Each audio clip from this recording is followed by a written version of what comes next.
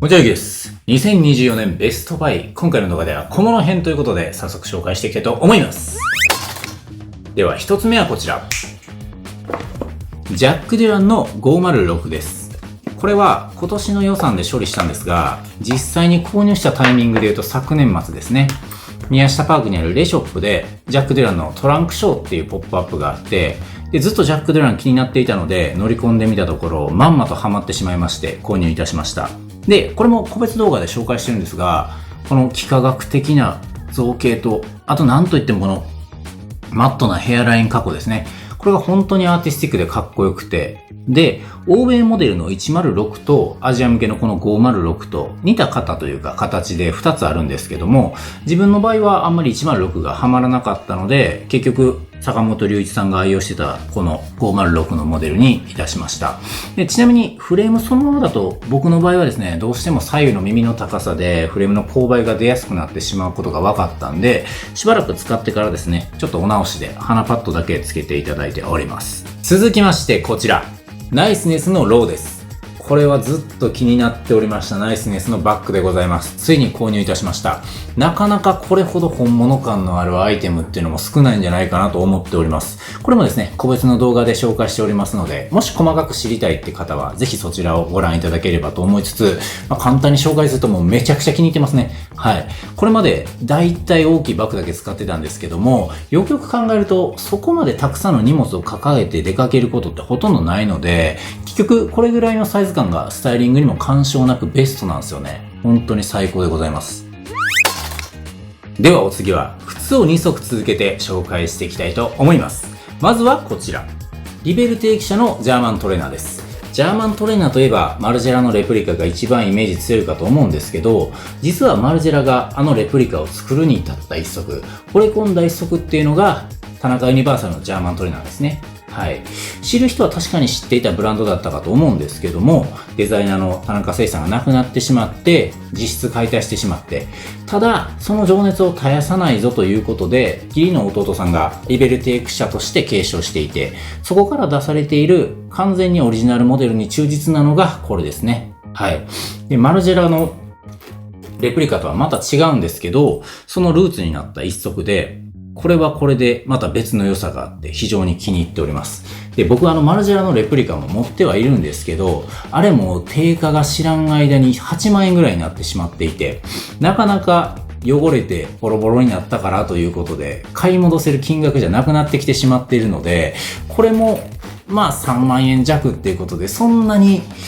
安くはないんですけど、レプリカよりは気楽に履きやすいかなっていうところで、今割とレプリカよりこっちの方が使ってる頻度は多いかもしれないですね。頻度高いかもしれないです。はい。なので1年弱なんですけど、結構もうこれぐらい使い込んでいて、ただそれはそれで良さがあって非常に履きやすいので気に入っております。今もレプリカが値段的に履けないなって思ってる人、これね、結構一つ検討していただいてもいいんじゃないかなと思っております。続きまして2足目がこちらです。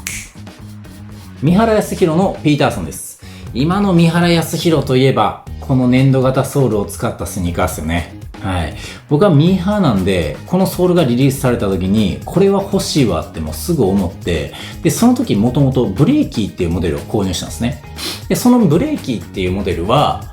アディダスのスーパースターをサンプリングしたモデルなんですけども、どっちも OG ソールスニーカーズっていうシリーズで本当にね、このボリューム感とひねり具合っていうのが絶妙で、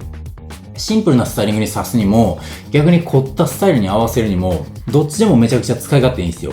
はい。だから気づけばめっちゃブレーキ履いちゃってたみたいなことがあって、それぐらい超便利やったので、ならばっていうことで、その始まりとなるこのモデル、ピーターソンも購入いたしました。で、このデザインが生まれるにあたっての発想とかもね、ほんとすごく面白くて、それは別動画で、ザ・ファーストシリーズの方で紹介しておりますので、よろしければそちらもご覧いただけると、よりこの靴のことを好きになってもらえるかなと思います。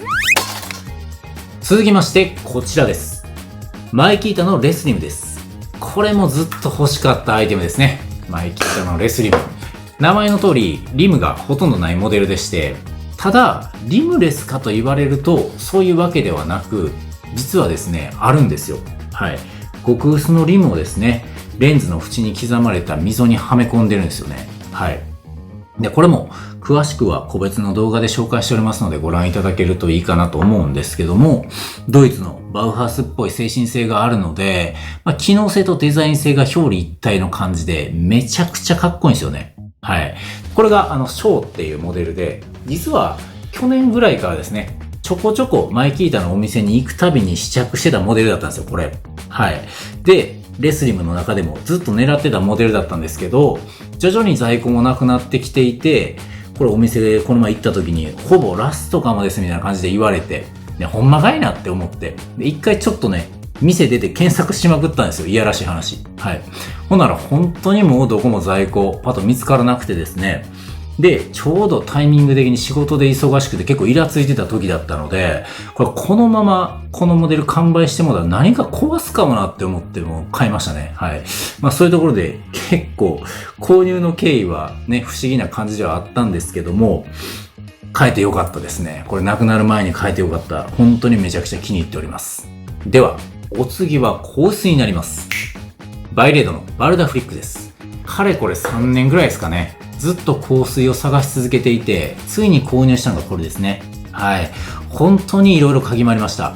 ルラボやディプティック、ジョーマロン、サンタマリアノベッラやら、他にも普通にマルジェラとかね、メゾンブランドのものも含めて嗅ぎまくって、で、その中でもう直感的に自分が一番好きやったのがこれですね。はい。どれだけ周りに匂ってるかわかんないですけども、朝一ワンプッシュつけるだけで気分よく始められるのでお気に入りでございます。もしこのバルダフリックの話とかもね、需要があったら、また個別の動画も作ろうかなと検討しておりますので、ぜひコメントなどいただければ嬉しいです。お次はなんと、もう一回メガネに持ってしまいます。こちらです。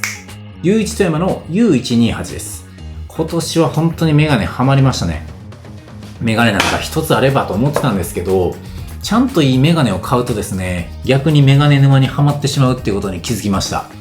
とりわけ今年は東京メガネジャンクさんのね、チャンネルをしてしまって、あれが良くなかったですね。めちゃくちゃ面白くて完全にメガネにはまりました。はい。で、今年はジャック・デュランもマイキータも買ったし、さすがにとは思ってたんですけど、ずっとこのユーチトヤマのインナーリムが光るシリーズ、これね、ディファインコレクションっていうみたいなんですけども、これがどんなものかっていうのが気になっていて、で、偶然池袋のポーカーフェイスさんで見つけてしまったんですよね。はい。で、基本的に僕ってめちゃくちゃ立ちの悪い客で、生地ね、オタクやから知識もある状態でやってくるし、本当にこれ分からんかったら知識ないなみたいなね、そんなの試すような踏み絵みたいな嫌な小ボケとかも入れるときあるんですよ。はい。それやのに、それに対しても店員さんの対応というのが非常に素晴らしくて、説明も信用できたので、品番を控えてもらって、で、結局その翌週ぐらいに取り置きをお願いするというか、購入決めましたね。はい。これ本当めちゃくちゃかっこいいので、これもね、いつか個別で紹介したいなと思っております。はい。ではお次はこちらです。タイガ高橋のサスペンダーです。ハマりましたね、サスペンダー。これまでサスペンダーの良さっていうのを、ちゃんと把握しておらず、そもそもこのアイテム自体をしっかりね、理解できていなくて、当たり前のようにパンツっていうのはベルトで留めるしか選択肢ないよというふうに考えてたんですけども、ビズビームのアイガーサンクションパンツについているサスペンダーボタンのディテールを一回ぐらいちょっと有効活用してみたいなって思って、それでサスペンダー探したんですよ。はい。で、そしたら最初はアルバー・サーソンとか出てきて、名作中の名作だと思うんですけども、その中でですね、それももちろんかっこよかったんですが、このタイガ高橋のサスペンダーを見つけてしまって、もうシンプルにこれがもう物としてかっこよすぎてですね、どうせサスペンダーを買うんだったら、そんなに頻繁に使うアイテムでもないですし、ならばこれぐらいアイテム単体として魅力のあるものを買いたいなと思って、これを購入いたしました。で、これきっかけにですね、タイガ高橋、前からずっと気になってはいたので、それに手を出すことになった、いい機会やったかなとも思っておりまして、で、それと同時に、サスペンダーの良さっていうのも本当に実感したので、このサスペンダーの魅力っていうのが自分の中で整理がついたら、またそれをね、個別でちょっと動画にしたいなと思っておりますので、ぜひ楽しみにしていただければと思います。そして最後、こちらです。MM6 とタイメックスのリングウォッチです。本当にラッキーで購入できました。はい。これね、リリースの情報とか見てましたか皆さん。これ。僕ちょっとね、タイミング的に仕事でバタついてたのかもしんないですけど、全然このリリース情報知らなくって。はい。存在を知った頃には、もうこのリリースがされてから発売の2日後の土曜日だったんですよね。はい。で、まあ、それでめっちゃ欲しいと思った時には、もうすでにどこもかしこも完売で、完全に出遅れたかなって思ったんですけど、一個ね、いろいろオンライン見まくってたら、大阪のケーブさんで、在庫はお問い合わせ状態になってたんですよ。はい。これまあ、正直ないとは思うけど、一応まあ、後悔のないようにね、電話で聞くだけ聞いてみるかと思って問い合わせたところ、ラス1この SM サイズだけ1点残ってますって言われて、じゃあぜひということで購入させていただきました。でもケーブさん本当に対応も最高で、本当にありがとうございました。助かりました。はい。で、まあ、マルジェラをね、愛されてる中村さんとかも、このアイテムのこと傑作だとか紹介されてましたけど、自分も本当にこのバランス感最高だなと思っておりまして、これはしっかりいつか名作アイテムとして別に動画を作ろうかなと思っておりますので、いつかね、アップされるのを楽しみにしていただければと思います。はい、そのところで2024年ベストバイ小物編でございました。ちょっとお金使いすぎてしまいましたけど、今年は何よりですね、皆さんのおかげで、まずこのチャンネルの収益化を達成することができましたので、本当にいい年になりました。ありがとうございました。これからもですね、コツコツと更新の方は続けていきたいと思いますので、よろしければチャンネル登録や高評価とかもね、していただけますと非常に嬉しく思います。それでは、ご視聴くださり誠にありがとうございました。